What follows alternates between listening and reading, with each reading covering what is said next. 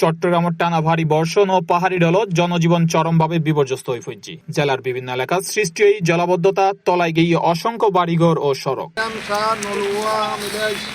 বিশেষ করে সাতকানিয়া উপজেলার ড্যামসা ও কেওচিয়া ইউনিয়নত শত শত পরিবার পানিবন্দী এনে মানবেতর জীবনযাপন করে। এন পরিস্থিতিত প্রধানমন্ত্রী তারেক রহমানের নির্দেশনাত বন্যা কবলিত মানুষের পাশে দাঁড়াই বিএনপির নেতাকর্মী অকল। সাতকানিয়া ড্যামসা ও কেওচিয়া ইউনিয়নের প্রায় ৩০০ পানিবন্দী পরিবারের মাঝে শুকনা খাবার বিতরণ করা হয়। চট্টগ্রাম দক্ষিণ জেলা যুব দলের সিনিয়র যুগ্ম সাধারণ সম্পাদক মোজাম্মেল হকের নেতৃত্বে এই ত্রাণ বিতরণ কর্মসূচি পরিচালিত হয়। আজকে অনেক হাজার হাজার পরিবার পানিবন্দী রয়েছে। আমরা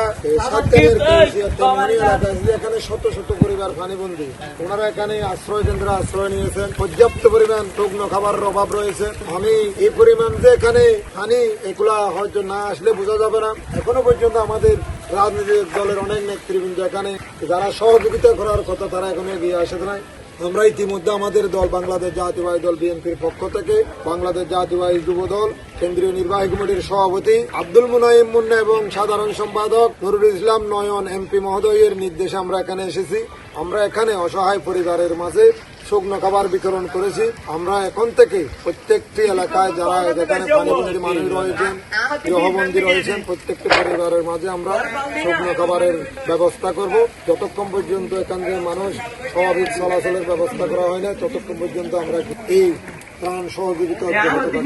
এ সময় উপস্থিত আছেন দক্ষিণ জেলা যুব দলের সহ সভাপতি মোহাম্মদ শফি, সহ প্রচার সম্পাদক সুলাইমান বাবুল, সহ সম্পাদক নিয়াজ রহমান, সহ ক্রিয়া সম্পাদক আবু তৈয়ব সহ অন্যান্য নেতৃবৃন্দ অকল।